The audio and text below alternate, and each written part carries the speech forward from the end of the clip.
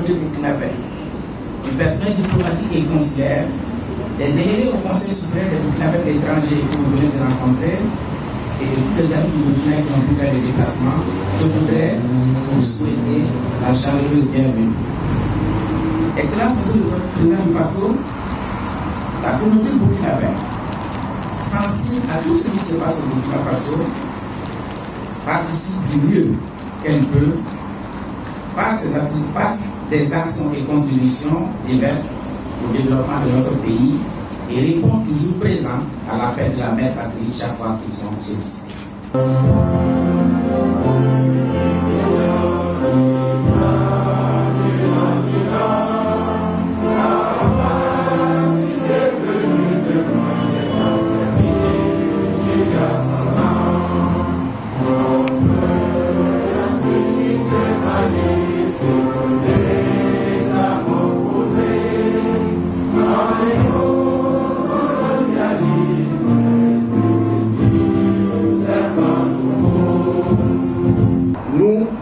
Transition, nous allons respecter notre engagement. Élection présidentielle législative le 11 octobre, élection municipale le 31 janvier. Nous allons remettre le pouvoir à ceux-là à qui le peuple va faire confiance à l'issue de ces élections, en leur souhaitant bonne chance. L'essentiel étant, comme je l'ai dit, quel que soit le régime qui va venir, il faut éviter de gouverner dans la revanche. Si vous êtes venu pour prendre la revanche, vous ne réussirez jamais dans ce pays.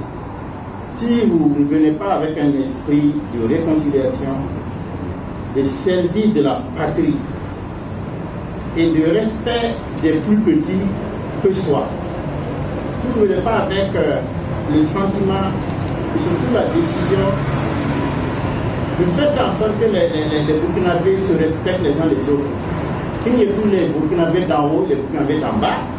Si vous ne le faites pas, je crains fort que tout ce qui a été entrepris là, dans la transition, ne soit véritablement un échec.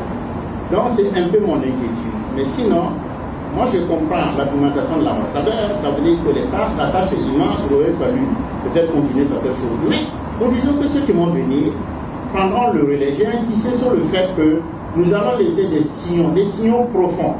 Celui-là qui va venir, qui ne va pas marcher dans ces sillons-là, celui-là, il risque d'avoir des problèmes. Ça, j'en ai vraiment la certitude. Donc, je pense un volet qui vous intéresse essentiellement, c'est le volet de pourquoi les ressortissants burkinabés, pourquoi les ressortissants de la diaspora n'ont pas eu le droit de voter. Là où je suis passé, j'ai expliqué ça clairement, il a été entendu. J'espère que je le serai ici. Mais je sais déjà que par avance, vous avez compris pourquoi on ne l'a pas fait. Si nous persistons à organiser des élections de nos frères burkinabés à l'étranger, nos élections au Burkina seraient prises en otage parce que nous avions des preuves qu'en Côte d'Ivoire, beaucoup de choses se tramaient pour saboter les élections à Ouagadougou. Donc, lorsque nous avons été mis au courant de cela, on s'est dit, bon, il ne faut pas vraiment risquer, parce que si ces élections ne sont pas transparentes, vraiment la proposition ne va servir à rien. Et deuxième chose, si nous avions tenu compte de vous dans l'organisation des élections, il aurait fallu une enveloppe de 7 milliards, de 75 milliards, au lieu des 56 milliards que nous avons actuellement. Donc, il y a un gap qu'il aurait fallu compenser de près de 1 vingtaine de milliards. Mais c'est essentiellement pour la question de la sécurité que nous n'avons pas voulu le faire. Le principe est resté. Ça veut dire que dans 5 ans, vous aurez tout le loisir de voter. Et là, au moins, je crois, c'est une certitude. Mais pour l'instant, nous ne pouvons pas le faire au risque non seulement de voir nos élections perturbées, au risque aussi d'exposer notre pays à une déstabilisation plus ou moins certaine. Faites-nous confiance. Notre seul désir, c'est véritablement de changer de cap. C'est de laisser ce qui s'est passé derrière nous, de bâtir une société plus solidaire, plus démocratique, de faire en sorte surtout que entre les Burkinabés, il y ait plus de respect. Que entre les Burkinabés, la perception qui se dégage, c'est que nous sommes tous frères. Les différences, on les voit partout. Dans les familles, vous avez des différences, vous avez même des antagonismes dans les familles. Mais il y a toujours un minimum, comme un cordon ombilical qui doit nous guider. C'est l'amour de notre pays. Parce que sans nous, personne ne fera du Burkina notre place.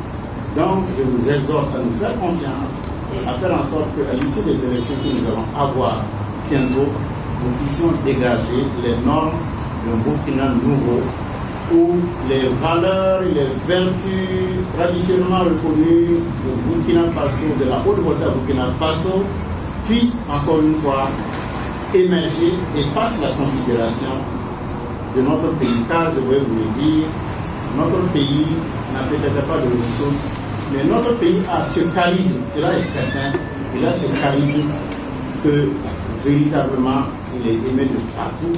Hier seulement le président Hollande le disait encore une fois.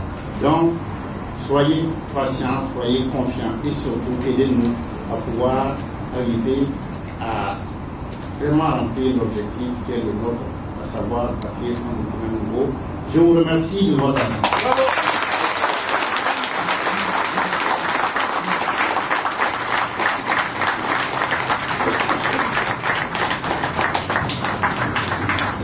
Le ministère de la diaspora, ce n'est pas une promesse, c'est une éventualité qui a été évoquée par le président Kafando. Il dit qu'il en fera une suggestion et qu'il l'appuiera avant de quitter ses responsabilités de président de la transition. Donc ce n'est pas une certitude qu'il y ait un ministère de la diaspora, mais ce sera déjà une très très bonne chose si le président de la transition met tout son poids dans la balance pour que ça puisse se faire. Ce sera une excellente chose. Il ne faut pas oublier que les Burkinabés résidant à l'étranger représentent quand même une part extrêmement importante de la population burkinabé, du peuple burkinabé. Donc on ne peut pas les ignorer, on ne peut pas les oublier systématiquement. Et le fait qu'il y ait un ministère donnera des garanties peut-être pour bien organiser les élections pour 2020 et puis permettra certainement aux entrepreneurs qui résident à l'étranger, les entrepreneurs burkinabés qui résident à l'étranger et à tous ceux qui veulent investir au Burkina de trouver un cadre légal, un cadre organisé pour le faire. C'est pas trop tôt, je dirais. Mieux vaut tard que jamais. Je pense que c'est une excellente idée parce que nous nous sentons complètement exclus, quand bien même nous sommes des acteurs de la vie sociale du pays, parce que pour tous, autant que nous sommes ici, nous soutenons nos familles au pays. Et ce serait une bonne chose qu'il y ait un ministère de la diaspora. Ça nous permettra d'avoir une représentativité au niveau des institutions sur place et même aussi au niveau des pays où nous résidons. Est-ce que la promesse du président doit être tenue ou elle va être tenue? Il faut se dire aussi que la question qui se pose, c'est que chaque gouvernement qui vient, ce sont des organes en fait qui dépendent de l'exécutif. Donc en fait, ça peut dépendre du programme politique de chaque gouvernement. Mais j'ai fort espoir en tout cas que ceux qui vont prendre le pouvoir en tout cas, ou ceux qui vont arriver à gérer le pouvoir d'État après le 11 octobre, pourront prendre en compte en fait cet aspect-là qui est donc un organe qui sera chargé de la diaspora. Ça peut être un ministère, ça peut être un secrétariat d'État, ça peut être un ministère délégué, mais c'est véritablement par là que la diaspora peut être prise en compte. Ça, c'est le premier point. Le second point aussi, c'est de voir dans quelle mesure la diaspora peut participer véritablement au débat. Donc ça passe aussi par un organe qui peut être législatif. Dans certains pays, ça existe, bien évidemment. Et nous avons foi et nous sommes conscients qu'au vu donc, de la représentativité de la diaspora, on parle des chiffres de plus de 10 millions environ de Burkinabés à l'extérieur.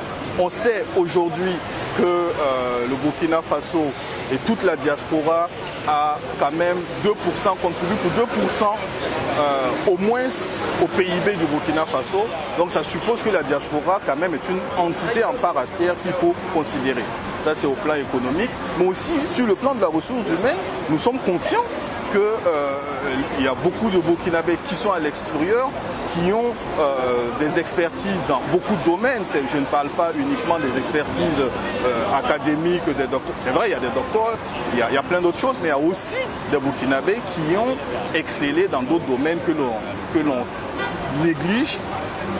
C'est des Burkinabés qui sont dans le BTP, des Burkinabés qui sont dans la restauration, des Burkinabés qui sont dans tous les secteurs d'activité tels que la sécurité, autres, qui ont une certaine expérience, une certaine expertise et qui peuvent apporter un plus donc au développement du pays. Donc ce sont des aspects qu'il faut prendre dans un sens large.